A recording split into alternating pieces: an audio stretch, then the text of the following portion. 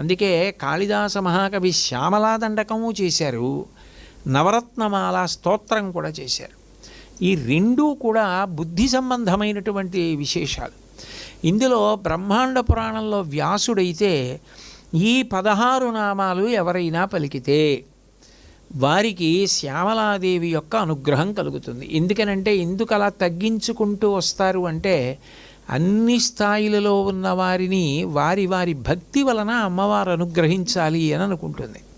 భక్తి ఉంది, ఒకళ్ళు శ్యామలా దండకం చదవలేరు, ఒకళ్ళు నవరత్నమాల స్తోత్రం అంతా చదవలేరు, కానీ వాళ్ళకి ఆర్తి ఉంది, అమ్మవారి యందు భక్తి ఉంది.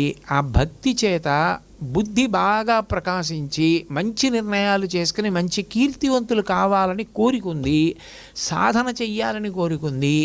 వస్తున్న వైక్లభ్యాలు తప్పించుకోవాలంటే